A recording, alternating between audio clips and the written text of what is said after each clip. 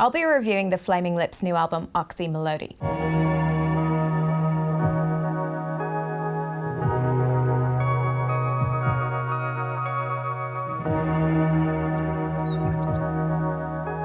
The Lips frontman Wayne Coyne said this is the album where Syd Barrett meets A$AP Rocky. He points out that it's only on a Flaming Lips album that an old-school psychedelic rocker could meet a modern-day hip-hop artist. But to be specific, it's only on this album that these two could meet. It's an album where the Lips pull the youth of today into their old-school psychedelic paradise, but it's really for their own good.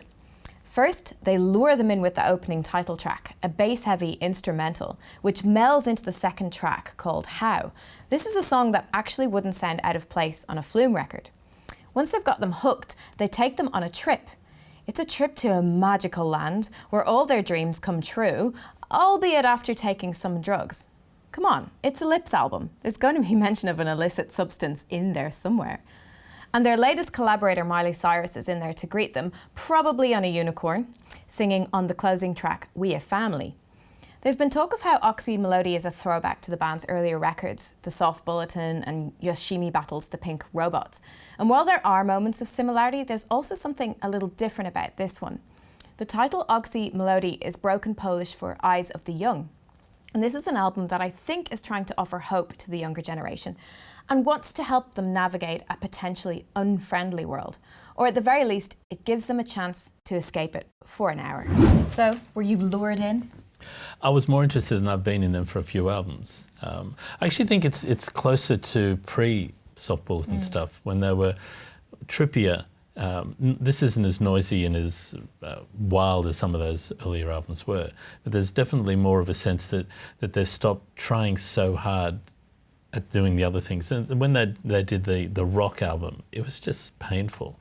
And they'd run out of ideas for the We're Happy Clappy, We Love You albums. So this one, they're still working hard, but at least they're working hard on doing something a little different. And I'm not so sure about the psychedelia meets contemporary hip hop. I think that's more of a coating that he's put on it. I don't think there's really that much hip hop influence in there, but at least there's a sense that they're not the band they were 5 years ago. I think that reference, the A$AP Rocky and Syd Barrett, is more to do with the fans potentially than the actual music, that he feels that its fans of A$AP Rocky could get on board with this album. And I kind of see where he's going with that. Yeah, I think so. I think this is an album that's going to bring people along who've been getting into some trippier sounds elsewhere, and the trippier stuff's been coming in sort of the R&B electronic end of things, where people have been creating weird sounds. So I think there is a bridge there,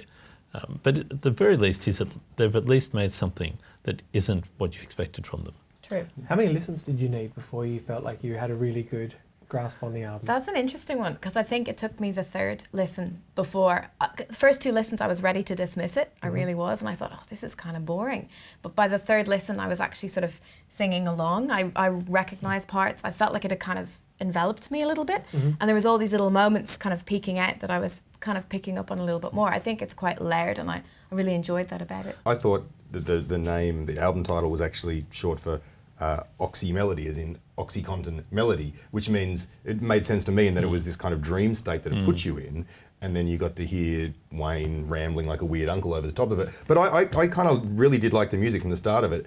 It just kind of bit, at some point I was just going, all right, so is this a Flaming Lips album, or is it just kind of this weird production suite of stuff? I guess they lost a drummer a year ago or whatever, so maybe that changed how they did things, and there seemed to be couple of they weren't a happy clappy band anymore, because some of the songs actually seem quite sad. And I'm not sure what that was about. Do you know what, Miley's song on the album, We a Family, to me was it's certainly the most immediate song. It may not prove to be the best song. Well, she can sing a little bit better than Wayne, it's fair to say. Well, it's quite a somber way to end the album, but it's also quite a catchy way to you can actually hear that there is a pop song smothered under layers of everything else. How did you grasp it? Because did it take you a while to get into it? I don't think I have grasped it yet. Yeah. And I've never been a huge Flaming Lips fan, so it's not like I can really take in their discography and go, okay, so this belongs here. All I can do is take this on its face value. And having listened to it a couple of times, I did find that the second and third time round I was hearing more,